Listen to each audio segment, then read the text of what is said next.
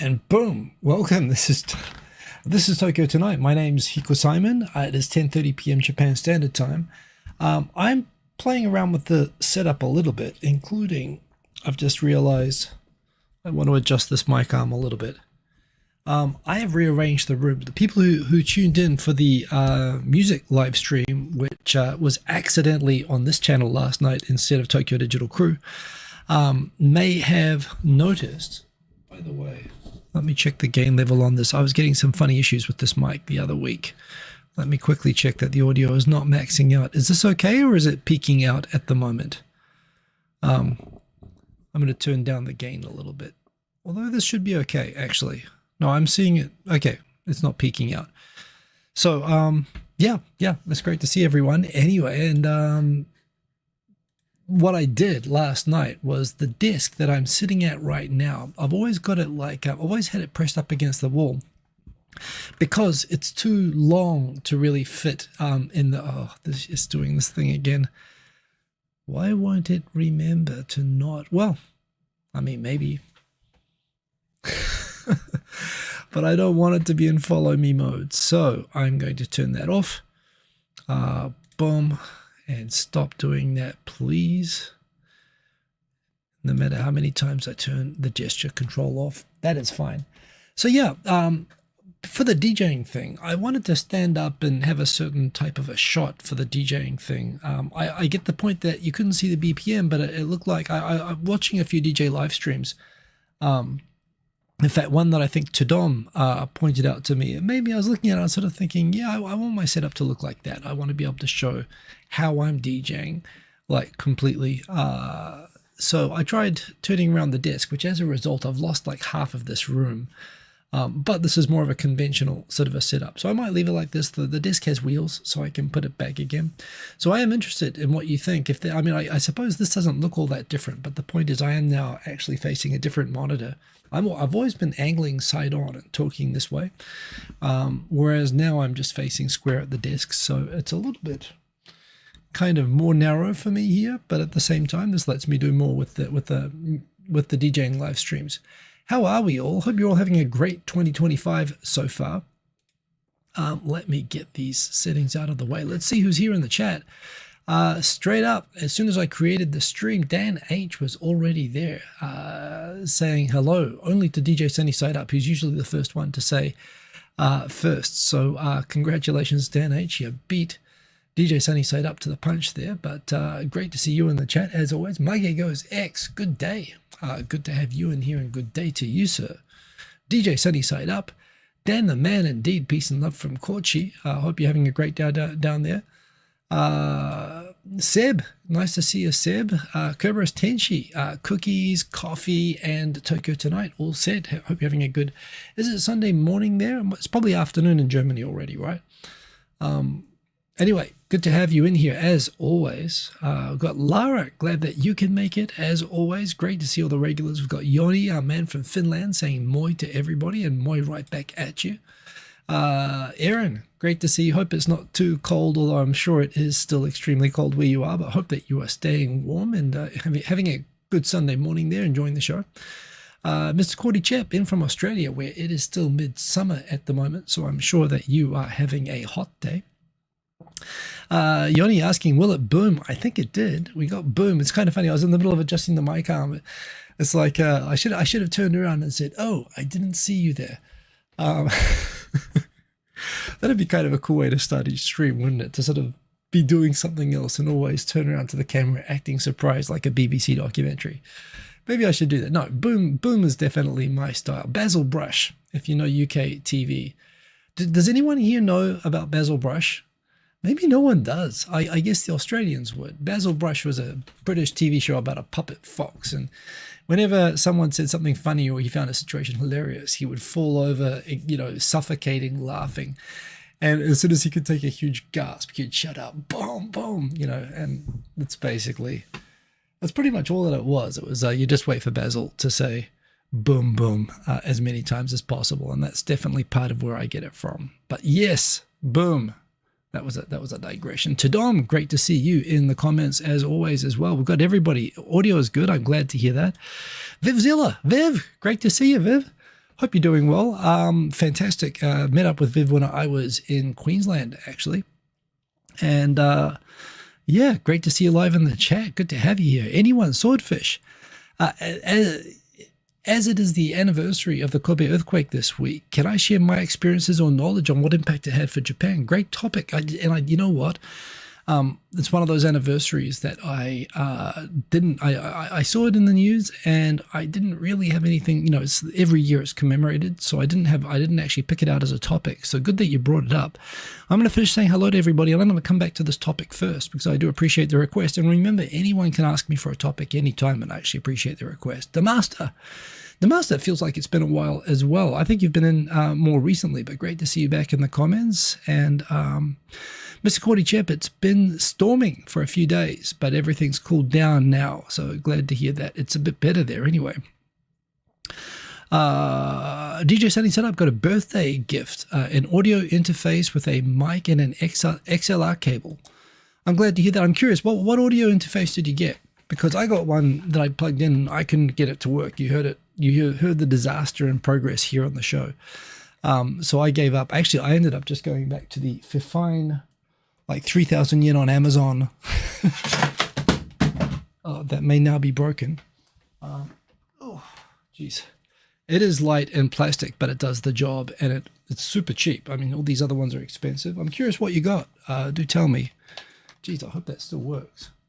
I thought I should, try to make the background not look like a whole bunch of chargers. So maybe if I mounted up the audio and DJ equipment, that would look cool. That was my thought. Of course, the fact that it might all just crash down and become a hazard hadn't even occurred to me. So maybe I'll have to figure that out. M Audio, that was one of the brands that I looked at. I'm curious to hear how you like it, DJ Sunny Side Up. I might ask you for advice because I've got one here that isn't working out for me. Okay, let's come back to it. Anyone Swordfish asking about my experiences or knowledge on what impact it had on Japan. Kobe earthquake happened in 1995, and 1995 was a crazy year in Japanese history. In 1995, I was still at university in New Zealand, but I was working at the Japanese souvenir shop. So in a way, I was every day after university, I'd go for 7-8 hours working until 10 p.m. at night in a shop in New Zealand that had 50 Japanese staff. And on any given shift, there would be about 12 people. And I would be the only New Zealander. So this was my first chance to really be immersed. I was kind of without being in Japan.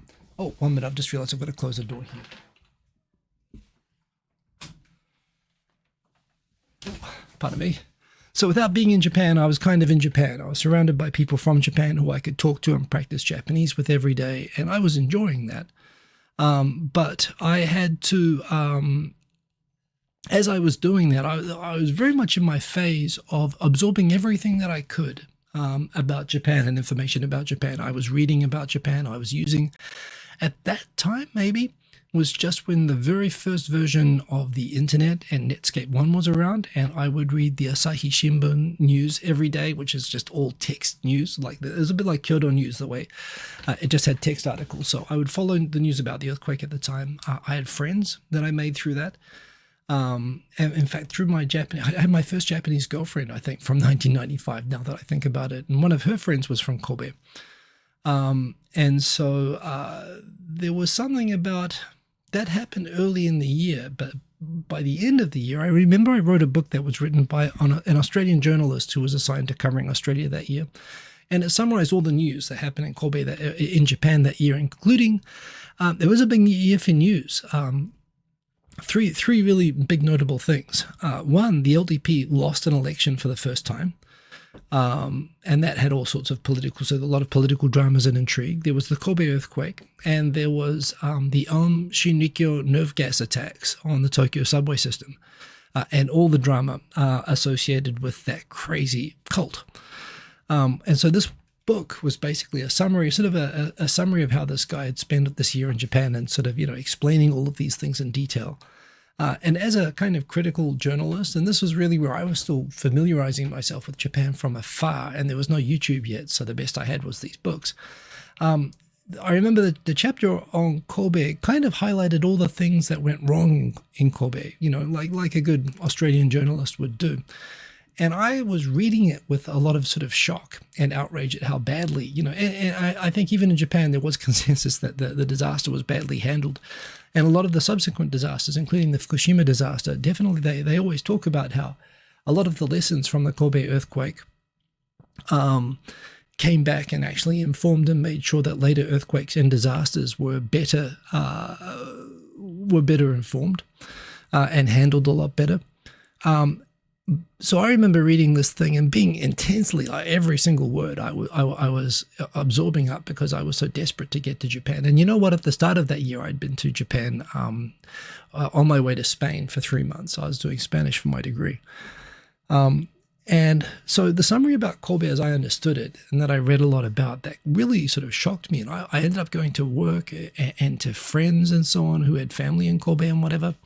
And yeah, the story about the Kobe earthquake was it showed up all sorts of problems with Japan's disaster preparedness. The first thing was every city in Japan, the chapter, I can still remember this chapter, it started with a quote that this city will never have an earthquake, and the government, has never had earthquakes, will never have earthquakes. And the national government requiring us to spend tax money on a plan for something that's never going to happen is a waste of resources that should be being put to other programs which the city actually needs.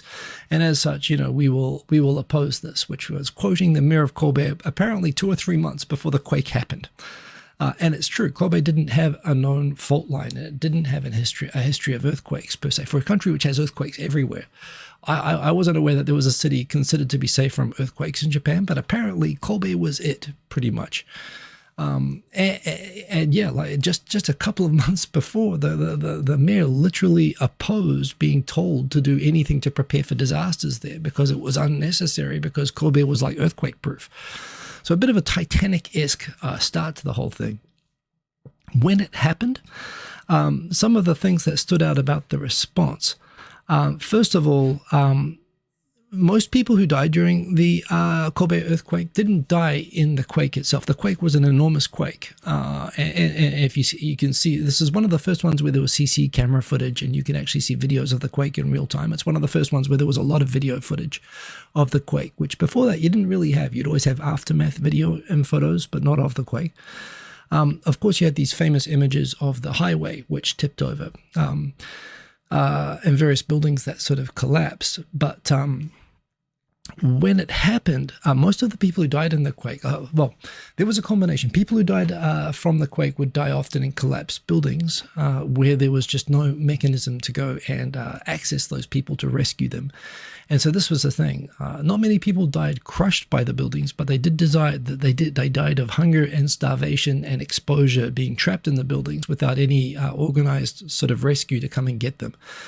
Another way that the way that the most people died in Kobe was not actually from the quake. It was from the fires that happened after. And apparently what happened with that was the gas company, although all the gas lines had been broken and some of them had caught fire and were fueling a firestorm that happened in Kobe after the quake that I think killed 20,000 people, the gas company president decided not to shut off the gas, even though there were leaks everywhere and it was fueling fires, because they were worried about the inconvenience it would cause. Apparently, when you systematically shut off the gas, gas inspectors have to go to every home to re-enable the gas connection to every home, and they were worried about the inconvenience that this would cause to people in Kobe. And so to avoid that inconvenience of having to reconnect, reactivate the gas for every house, they left the gas going, and it caused a fire that killed 20,000 people. And when these fires were going, again, an account of the journalist that I read, of what I read in this book was, the water mains were all sort of broken. Kobe itself, by the way, also has interesting geography. It's sealed off. It's surrounded by mountains, and it's basically just got a coastal road with one entry and one exit, which were both cut off by landslides. So no one could get into the city or out of the city, and the water mains were broken. So while there were fires, the only fire trucks were the fire trucks already in the city. People couldn't get in to help from the outside, even though Osaka's just around the corner. And the fire trucks themselves, they had no water. However, there was a question, why didn't they use seawater? And apparently the answer was it wasn't in the manual that you could use seawater. They were worried that salt water might damage the firefighting equipment. So rather than use the available salt water that was right there, they just left them there and let the fire burn. And again, tens of thousands of people died.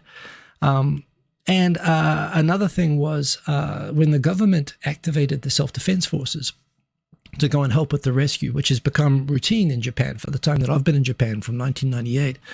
I believe the governor of Hyogo Prefecture, as was the case in Kyoto and Osaka, was a communist or a socialist and was opposed to the existence of the self-defense forces and refused to allow the government to send self-defense forces to help with civil recovery. So the self-defense forces were there with diggers and people to help with rescue efforts and so on. And the government, had, well, the local government opposed the sending of the SDF.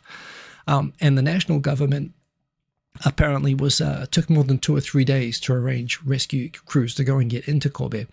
So people who were sitting under buildings waiting to be rescued, nobody got into the city for 72 hours, and those people died of exposure. And this is the thing, when you have a disaster, the first 72 hours is the time when people who are in that sort of a situation, if you can go for up to 72 hours without water.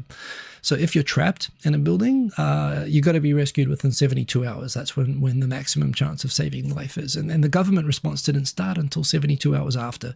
And there was a press conference where they had the Prime Minister's office and someone getting frustrated at the questions from journalists. Why didn't you send someone in sooner? And they said, well, the first 72 hours doesn't really matter anyway. And they sort of got caught in that quote. And it was one of the many factors that led to the government collapsing later on that year. So it was, which was the first time since World War II that an LDP government had collapsed. So it caused it caused huge ramifications for Japan. The socialist governments, for their opposing of the self-defense force aid, lost a lot of credibility. And I think were voted out in a lot of those cities. The central government was voted out, partly because of how badly it was handled. I don't know if the gas company people had criminal follow-ons or not, but they were certainly demonized for their role in fueling the fires and not shutting off the gas.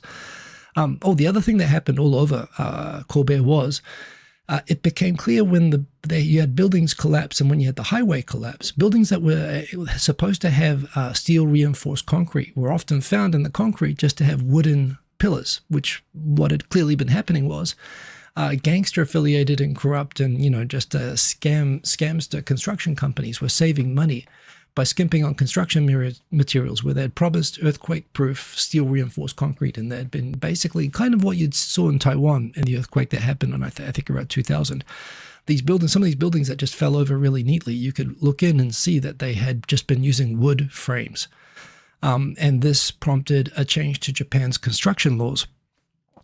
Japan's stringent sort of earthquake-proofing construction and inspection regime for that largely was a result of finding out all these buildings that had been kind of built by gangsters, basically, and collapsed immediately during Kobe, which is, again, why when you had a magnitude 9 quake, that, by the construction standards of the buildings that fell over in Kobe would have collapsed in Tokyo during the Great East Japan earthquake. What happened was, in the end of the day, even in Sendai and Miyagi, even near the epicenter of the Great East Japan earthquake, not many buildings collapsed. There wasn't a big thing of these sort of buildings falling on their sides and highways falling over. And in Tokyo, there wasn't anything like that. And it was really a reflection that people worrying that earthquakes would show up, which buildings were sort of built by shoddy construction and who was getting around the construction rules. And it really showed that there was good enough enforcement and following of the new earthquake-proofing construction rules, that this was followed and it had major saving of life. So all of the lessons, unfortunately, Japan is one of these countries where you can have the best argument for anything, but Japanese tend not to follow, when you're trying to persuade a Japanese company to buy something or a Japanese company to do something, it's just a cultural trait of Japan that they follow precedent more than they will follow good logic. And unfortunately, what that means is the old Saihatsuboshi, taking steps to make sure something bad that happened doesn't happen again, is something that Japan is great at. But, it's not so good at the, taking action without being told what to do. In fact, actively opposed it, as the mayor of Kobe himself did, opposed taking earthquake-proofing actions. So Kobe was a monumental disaster, and while it was a terrible earthquake, the Awaji earthquake, and it wasn't just Kobe, by the way, there was also the island in Hyogo that was affected, Awajishima, but it was it led to changes. It led to a change of government. It led to a change in the construction codes. It led to a rewriting of all the manuals of what water companies do, of what firefighters do. Yes, now they use seawater to fight fires if that's all that's available. It meant that it became standard to let self-defense forces in immediately when there's a natural disaster. Gas gets shut off immediately. In fact, most houses now have mechanisms. I think if you look in your house, and they'll tell you this when you come in, your house will have seismic. It's the same with the shelves as well. They'll have these sort of locks, which will basically, after a certain degree of shaking, the gas house by house will shut off. And a lot of your things with your pots and pans and plates will also automatically lock. There are these plastic locks on all of the drawers and stuff so that stuff doesn't fly out and hit people. So there's all kinds of huge benefits. Japan is now so much better prepared for another huge earthquake, and it's already kind of proven that it is, thanks to what happened during Kobe. But what's a shame is it was such a disaster that was enhanced by kind of, frankly, human incompetence and mistakes that were made during that earthquake. And the ramifications were long-lasting. There is a large, I believe, Zainichi Korean community there that was a kind of a marginalized community, as well as less well-off people and so on that were given the sort of temporary housing and that couldn't afford to go back into normal housing when the time limit for closing off that temporary housing. They stayed in that housing after I got into Japan. I think it was 10 or 15 years. And when the government wanted to shut down all the emergency housing, they were like, no, this is the only house we've got. And they had to figure out issues with that. So, the Kobe earthquake, I don't think I've ever talked about it on the show. And I wasn't in Japan at the time. I was in my very much preparing myself to come to Japan stage a few years ahead of coming. One thing I do remember, though, was being an enthusiastic but slightly idiotic 20-year-old. And or maybe 21-year-old at the time that I was reading this, and I was so gripping reading just what a complete clusterfuck that it was. And I remember I talked to my friend's girlfriend, who was from Kobe, and I sort of asked her, "Did you hear about this? Did you hear that they blocked the rescuers from coming in, and they left the gas on, and they didn't let the firefighters didn't use the seawater that was there, so no one tried putting out the fires, and no one came for 72 hours because the government couldn't organize, and the local government kept out the defense force rescuers." And my friend got very upset because I just read basically like an editorial that had made me upset, like I read a political editorial. Her parents died in the quake, and they died trapped in a collapsed house with the rest of the family standing outside the house waiting for rescue to come, and not being able to do anything to help when they could hear the voices of the grandparents inside. So, she was, so me saying, aren't all these people stupid? To someone who had directly and personally, been affected by this,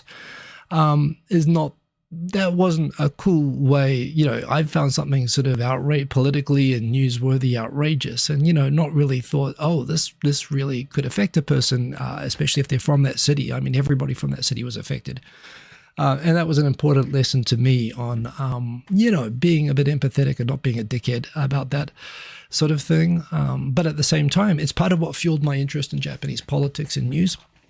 The book, I mean, it was really about that moment in time, but it was called Behind the Lines, and I think the author was called Ben Smith. It was just an Australian journalist summarizing his year in Japan, but for me, it was well written, and it was a really motivating book. Even though I think if I read it now, I would probably look at some ways that he expressed some things more negatively.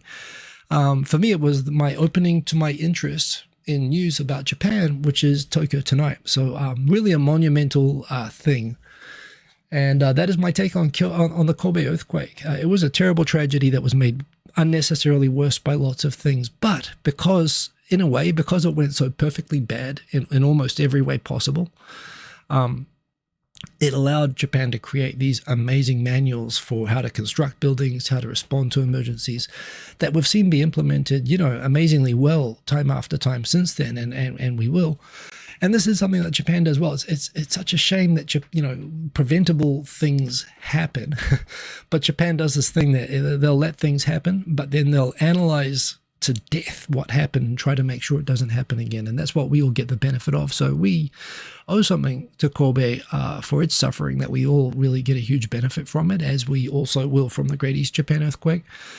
But yeah, that's my take on that.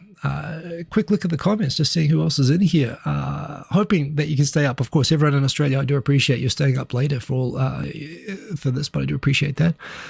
I think I got Brad F in here. I see people say, oh, there we go. Hello, Brad F. Good to have you in the chat. And so without Ben Smith, I think that was his name. It was some name like that. Anyway, we wouldn't have Tokyo Tonight. You know what? We would have Tokyo Tonight because I was a politics, student, and I love news. There's actually, if you want to chase another squirrel, why do we have Tokyo Tonight? That's like a psychological question.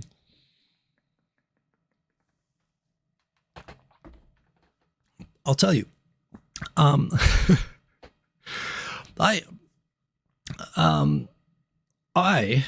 have always been interested in news since I was a kid. And part of the reason for this is whenever we were moving around a lot as a kid, and I moved house almost every year as a kid, for me, even now, what I want to do whenever I move into a new house is I want to turn on the TV immediately. The TV was sort of like when you're going, when your whole life is getting uprooted, your school, your friends, your surroundings, the climate, when you're moving from New Zealand to Australia to Singapore and you're bouncing around all the time and you're in a new town, the one thing that was consistent was TV. And for me, I was a bit of a hyperactive kid.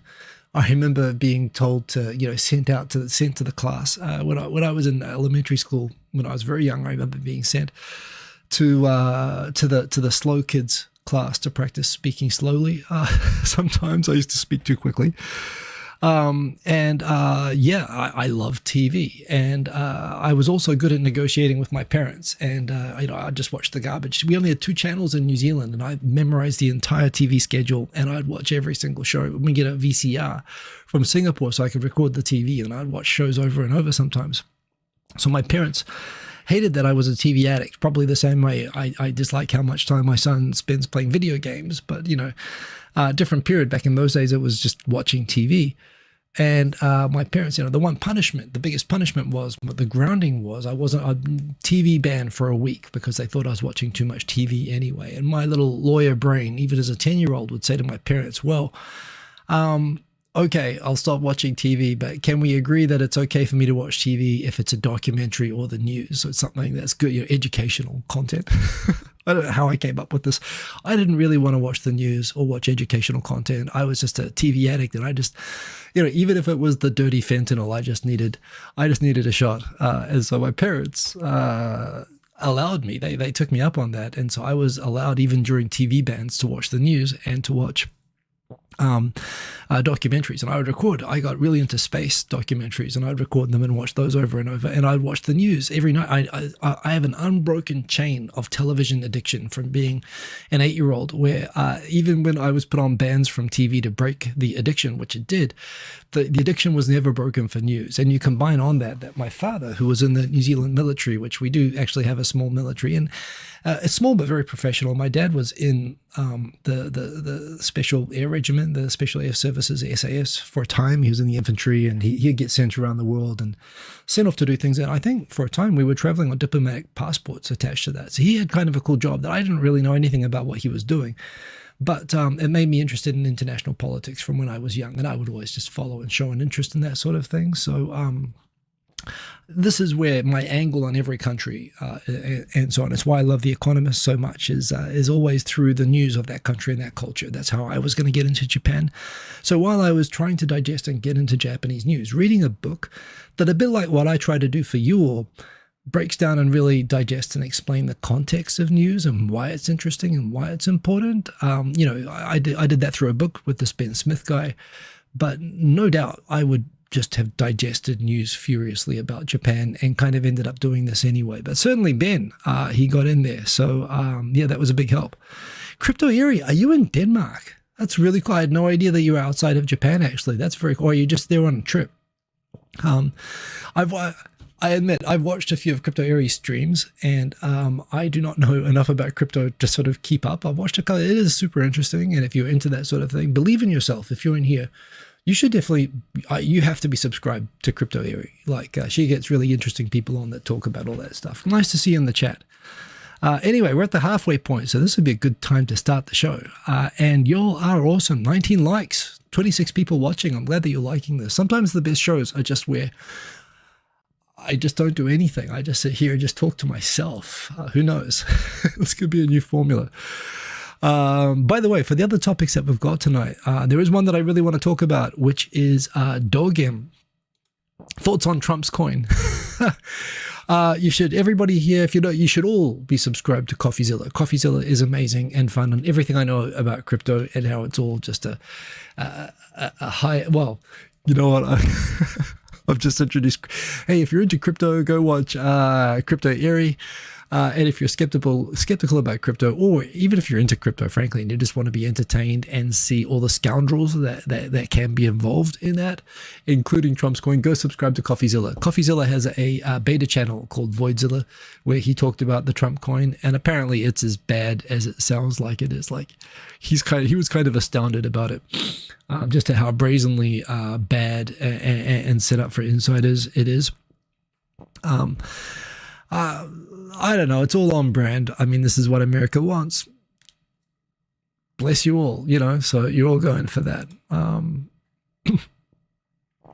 The quick thought, I might want to add my link to Blue Sky to my YouTube profile. That's a good point, actually. Yeah, since I really am lately. Blue Sky gives you a few more characters, and the algorithm is not like as weird. So yeah, I might do that. Anyway. Coming back, let's actually get into reading topics. And one topic like I just want to come back to, I really want to talk about Dogen, because his interview on Unpacking Japan was great. I watched it yesterday, so it's fresh. And he talks a lot about his humor, which to me is amazing, and his pitch perfect Japanese pitch accent, which is also almost annoyingly perfect. And yes, he's. Have I met him? I don't think I've met him in person, but he is a very cool guy that I respect a lot, and I respect him more after learning more about him that way. Eric Bailey, great to see you. I tried quest to buy Greenland. That could be how you fund that. Yeah. Hey everybody, by the way, I really am switching more over to Blue Sky. I get more engagement on Blue Sky than Twitter. It's more enjoyable for me posting there. And you can say more, and the algorithms there are not as like weird. So, you know, you don't get as many porn bots like liking your posts. Not that I have anything against porn bots, you know, porn or bots, but, you know, like I said, real people tend to engage more over on Blue Sky, and it's better. So, yes, click that link. Anyway, let's get into the topics, finally. Oh, these are not my posts. These are reactions to my posts. So here is my profile, hikosimon.bsky.social. But basically, if you just go over there and search for a Hiko Simon, that's me. Here's me DJing last night with the new look setup that I will also use tonight. I use a wide angle lens, so I look like the alien from E.T. from Close Encounters of the Third Kind at the end with really long arms. But actually, yeah, got some really. It was a fun set. I had a whole bunch of purchased music that I did a recorded set, and I also just did some fun messing around. So tonight, after this, of course, I'll be doing requests with your show a DJ set with your requests. But that was a fun set last night, and this is, yeah, I like this setup. I really do want to show the track information. I wish there was some great way I could show the track information and the BPM on screen while I was playing. But for now, anyway, I do like this look. Believe in yourself. There we go. Bow down to your AI overlords. Yes, indeed. Interesting information here on tourist spending information for tourists who came to Japan last year is out. And what was most interesting about this, I wish the side wasn't as cropped out. I want to fix that. But it's never a good idea to edit this on the fly. Although I totally could. In fact, you know what I could do? I can do this. I can take this and I can boom. There we go. Save. Update layout. Okay, now we can see the whole thing perfectly, and no technical issues associated with changing the layout of the screen on the fly whatsoever, so we are good. So foreign tourists are spending more than ever, of course, because the yen is like cheap as crap at the moment. By country, China, the number one spending country in Japan, followed by Taiwan, South Korea, and the United States. However, in fact, this is a dramatic change from 2019, particularly with Americans now showing up. There's a lot of, obviously, more Western tourism to Japan. But what I find really interesting here, for individual spending, the number one country for per capita spending in Japan, the number one country is Britain, spending 38,000 yen, basically, I suppose. That would now equate to about 3,000 US dollars, just ahead of Australia, just budget, and Spain. So these are the best spending, the best contributing to the economy per capita countries. But of course, Chinese, Taiwanese, and Hong Kong, I think, features as the next country here. You know, basically, China, Hong Kong, Taiwan, big tourist spread. So again, if you ever think that tourism is all about English signage, you know, it really is primarily about Chinese signage and some Hangul signage, but also English is in there. Thank you, America. But interesting stats there on where the tourists are coming from. Yeah, some more corruption happening in the Tokyo LDP, which will be good for the governor, who actually broke away from the LDP to form an independent party. So again, the LDP is just toast everywhere at the moment. There was a poll during the week where something like only 3% of people below 30 support the LDP, even though young people have been trending more conservative. And my fear is that they'll, instead of the LDP, go towards more fringe right-wing parties. But yeah, right now the LDP is just doing very, very, very badly. And corruption is part of the reason for that. And that includes the Tokyo Local Assembly. Okinawa's been trying for ages to stop the new marine base being constructed at Futenma, at Henoko. And this is to allow the closure and return of the base in Futenma. Futenma is right in the middle of the Okinawan main island. It's a huge base. It was built up on land that was basically just confiscated from the farmers and landowners there, who have been basically suing the central government and the US government, trying to get their land back for like 80, 90 years. And the US finally, in a deal that actually happened in the mid-90s when relations were sort of tense between Japan and the US. In fact, another thing that happened in 1995 that was covered in this book, I think it was there have been incidents of rapes and sexual assaults that had been happening in Okinawa because of Marines, but there was, on top of the hostility that a lot of locals in Okinawa had towards the Marines in the US base there was a particularly horrific case that happened in 1995 that caused kind of an explosion of protests against the US bases there that made it pretty difficult for people living on the bases there to actually be in Okinawa for a time. And the way that the US military handled it was very bad as well, where they wouldn't hand the rapists over to, and it was involving children, and it was a really, really nasty case. And the fact that the US military wouldn't cooperate with the police investigation of it and protected the soldiers responsible, it caused a renegotiation of the Status of Forces agreement with Japan. And that was, again, from 1995, same year as the Kobe quake. It was one of the seeds that ultimately led to a deal where the USA agreed that it would close the Futenma base entirely, give the land back to the people there who are just camped outside the base, protesting all the time. And instead, the national government thought of a solution where they would build a new base to relocate the Marines to, still within Okinawa, so that they could basically respond quickly to events in Taiwan and in Korea, but they'd build it basically over reclaimed land from the ocean. So they're not taking anyone's private land for this anymore. There's no one's land is being taken. The existing taken land is being returned, and they're going to build this over a reef. However, the people in the area where they built the new base in Henoko, they didn't want the Marines around, because the Marines were basically seen by people who are opposed to the US bases, one as a military target for China and North Korea, but also as a whole bunch of people who do sexual assaults and carry all the negative connotations that the US military presence sort of has in the island where they had the big bases.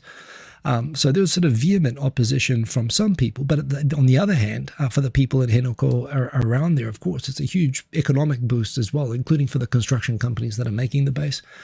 So there have been different governments of Okinawa that have been pro the relocation to Henoko and against it. And the ones who are against it also want the Marines to leave Tenma, but they don't want them to go to another base within Okinawa Prefecture. They say that Okinawa already has too much burden. U.S. military should move out. The current governor of Okinawa was elected on a platform of opposing the construction of the new base, and he's been reelected twice. It's by a close margin. It's a really fine thing in Okinawa. It's like 48%, 52%, wants the relocation or not. Some people want the relocation, and I think it is a good idea to give the land back to the people from Tenma, but also I think that the U.S. base is important. But people who are just against U.S. bases and Americans altogether don't want any relocation within the prefecture. And those are the people who have sway at the moment in Okinawa. So Okinawa has been trying to block the construction. The government of Okinawa has been trying to prevent construction crews building the new US base. And they've been going through the judicial process, which is one by one been ruling against Okinawa in favor of the national government that wants to build this base for America, because the national government gets to decide matters of national defense. And the final appeal has just run out. But again, another story connected to 1995. Essentially, a horrific rape case involving a Marine goes all the way up to this court case and this new base being built over a reef in the north of the Okinawan island, which in the end of the day, for all the inconvenience, and yes, it's true, Okinawa bears a disproportionate burden of U.S. bases in Japan and the consequences of that. The bases have to be there. Those bases being there in Okinawa is the reason that Taiwan has been able to prosper and South Korea has been able to prosper, because everyone's been afraid that the US basically has Okinawa as a big aircraft carrier there, ready to respond anytime that happens. By the way, thanks for posting the link to Crypto Airy there, Aaron. Do appreciate that. Yeah, moving on. Trump is banning TikTok from today. TikTok has gone dark. I posted just on Twitter that I think this is anti-free speech, and some people say, "What are you talking about? Who would allow a potential enemy platform, message to us?" Look, my view on this is that, one, there's no proof that TikTok actually has spied on anybody. It's a theoretical with any Chinese-owned business, but there again, half the products I'm sitting around are made in China. Including internet connected, including the camera that I love using. You've got all of this sort of stuff. Half the components of my iPhone are probably from China. So you've got all of this. I remember the whole fuss with TikTok. The first time there was any talk about banning TikTok, it was Trump, and it was kind of in retaliation for all these young Gen Alphas or Zs or whatever it was at the time that were pranking Trump by buying tickets to one of his rallies and not showing up, leaving the rally empty. And everyone said, well, we're going to, it was literally just petty. It started as petty retaliation that people retroactively found an excuse in terms of national security. And then not wanting to be seen as less anti-China, the Democrats picked up Trump's sort of petty thing against them and followed through doing what Trump wanted. Ironically, now Trump, because probably they've retuned the algorithms to be more Trump-friendly, to correct for the problems that they had before. Trump's now saying that he's going to save it. Look, my take on this is, while social media algorithms are scary, if you're going to punish it because they have scary, powerful algorithms that manipulate us, the problem we have with TikTok is the same problem that we have with Meta, with X, with everything else. And if you want to regulate the idea that, recommendation algorithms are getting too powerful, regulate that. Also, the other thing, in terms of this being a potential, this gives access to potential access to a potential adversary of the United States. Pardon me, it's a bit dry here.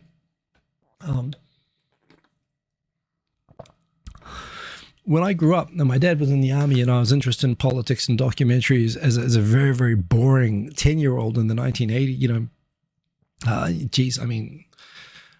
That's right. The 1980s, I was basically, but the second half of the 1980s, 10 to 15 years old, the end of the Cold War. at the end of the Cold War, when people talked about how happy they were that, you know, socialism sort of ended and the Iron Wall came down, one of the things that was always persistent, both in my father being in the military and the whole Western, you know, security mechanism, and would sometimes talk during communism why it was important to fight communism. I mean, he was ideologically bought into his job of killing people.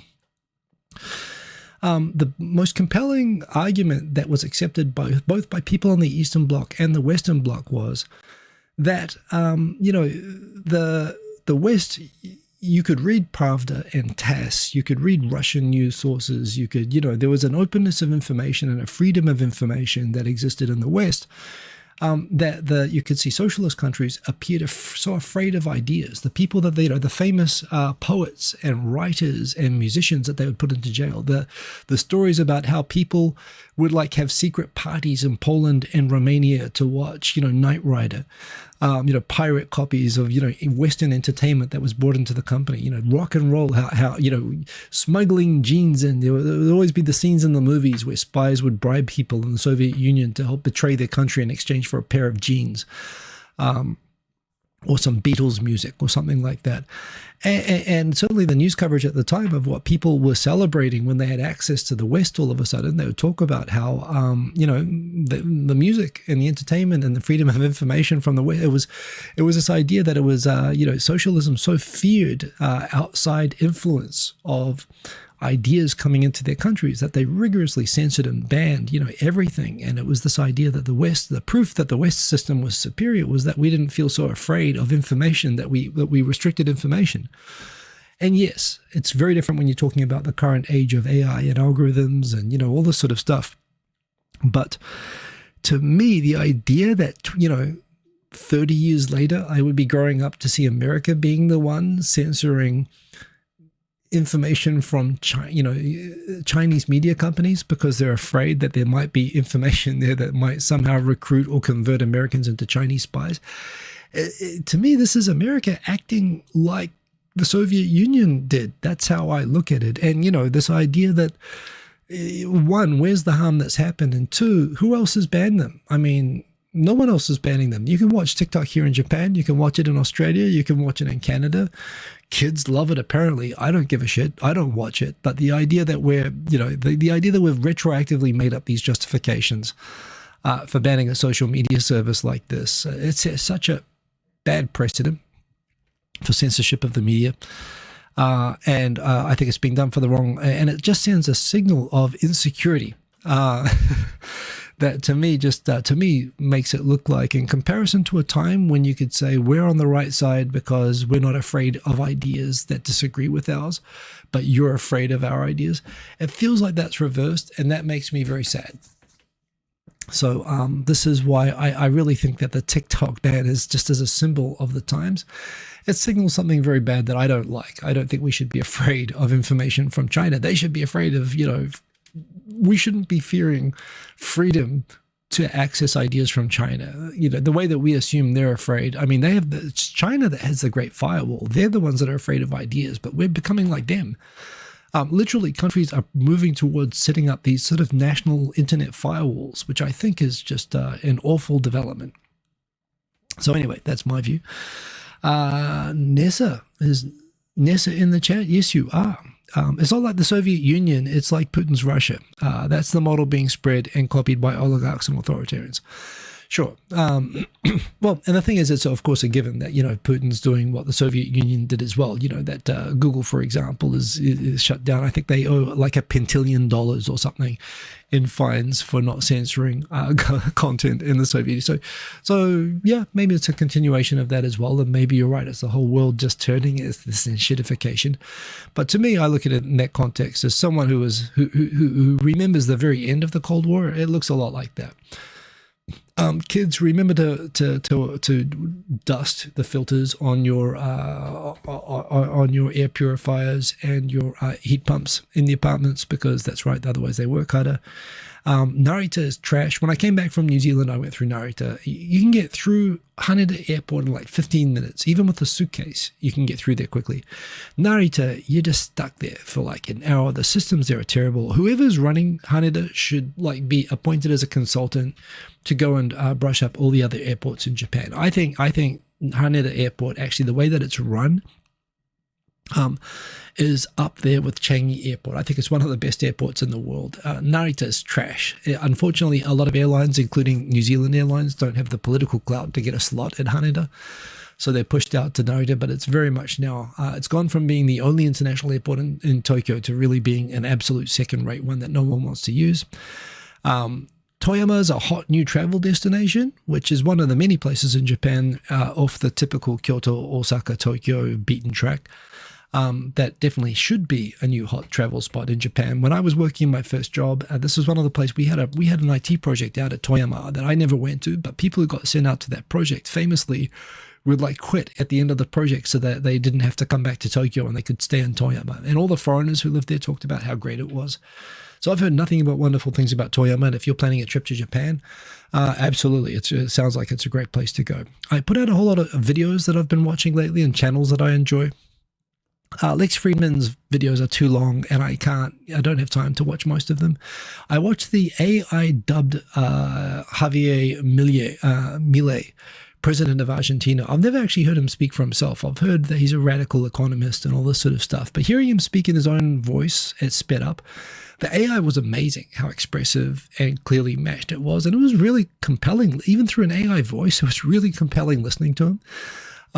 You don't have to agree with everything, but he's an interesting and very smart and articulate guy. And to be able to access that through Argentinian, normally you'd have to not only understand Spanish, but I studied Spanish. I have a degree in Spanish, and I went to Argentina, and I spent the first week there adapting to the accent. They go, what the hell is everybody speaking here? Because it's not what I recognize as Spanish. They sort of have this, different way of speaking there.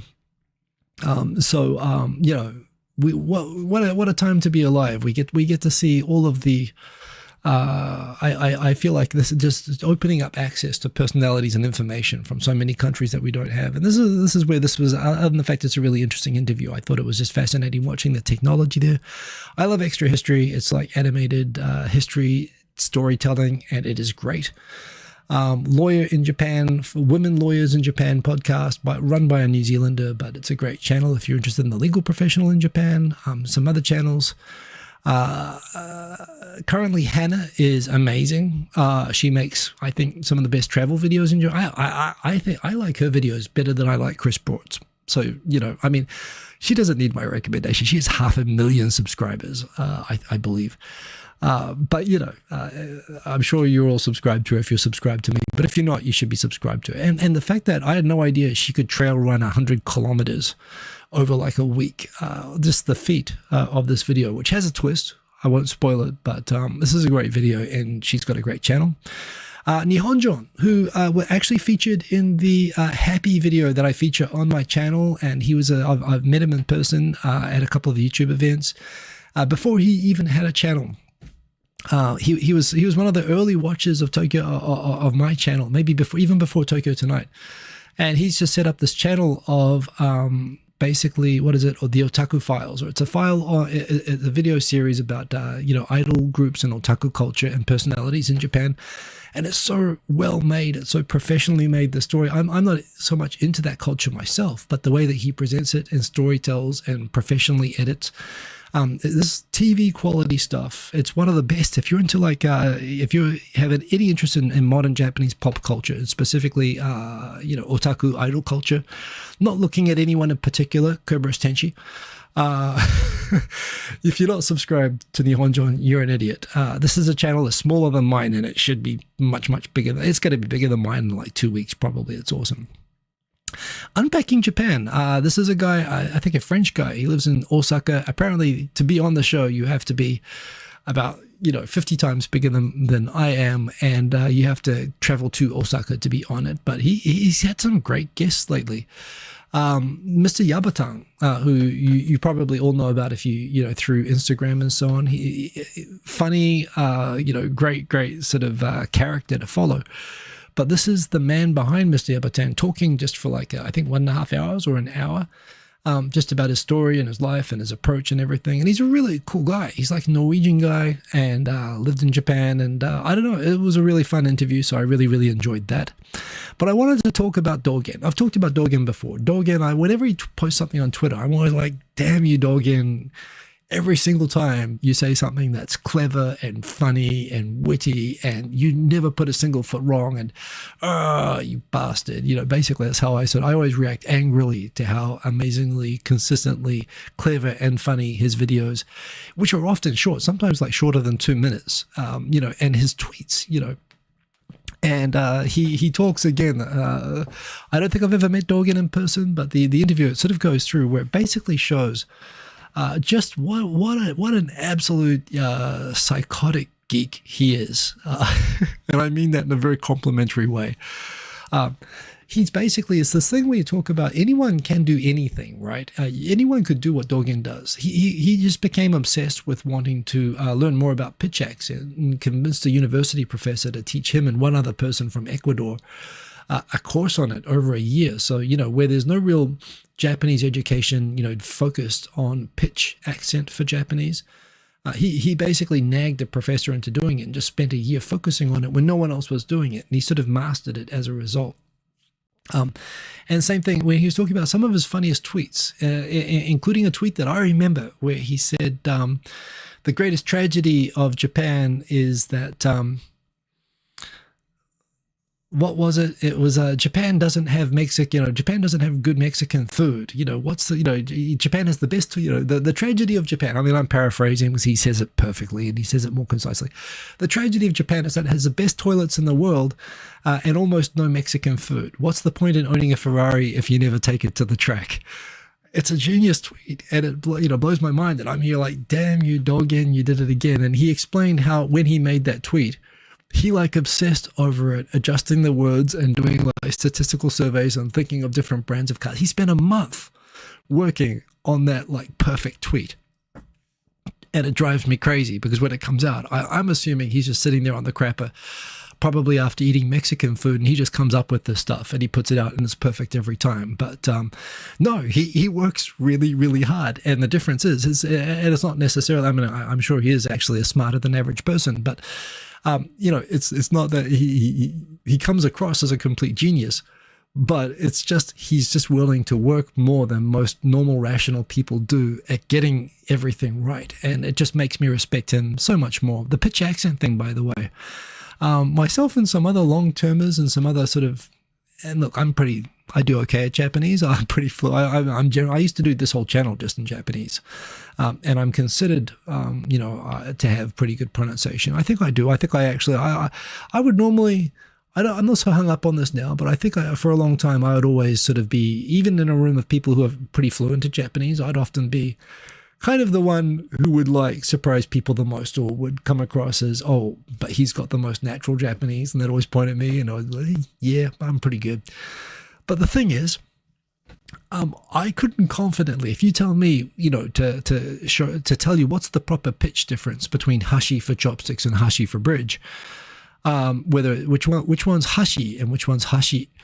I don't know, you know, what's happened is I've got a little bit of muscle memory from imitating Japanese enough that I think I hit more often than I miss when I'm speaking in Japanese and I'm in the mode and I know I have an image of Japanese people saying the phrase about the thing that I have, that I just sort of say in my muscle memory that it'll come out reasonably okay, although probably not, never perfect. Not like Dorgen is measured 100% perfect.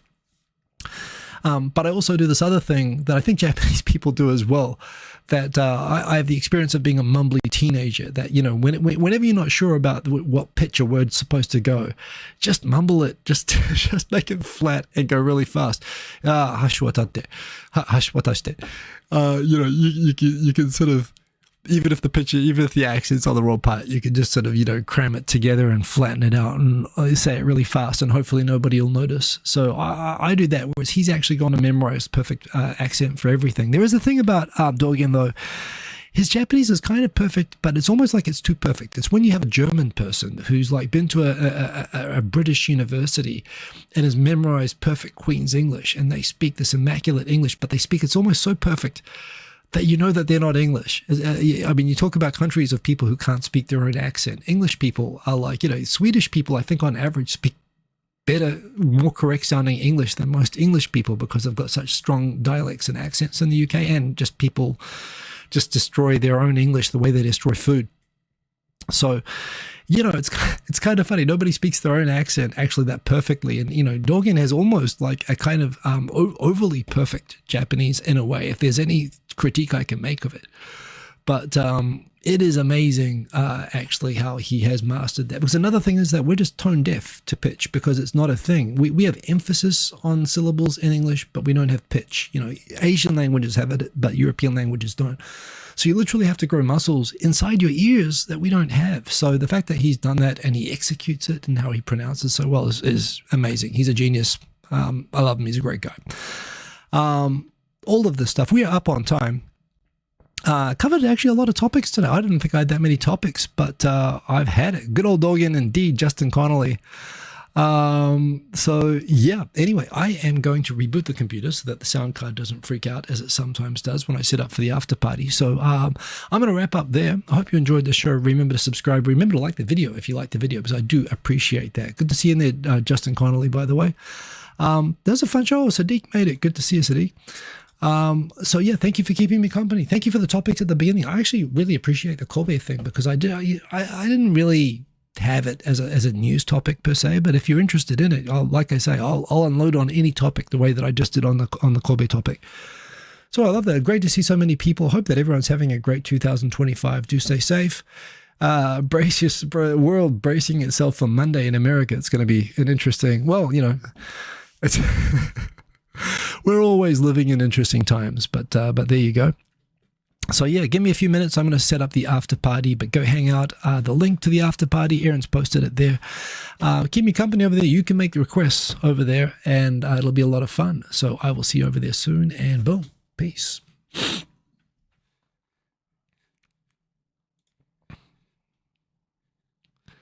Any stream.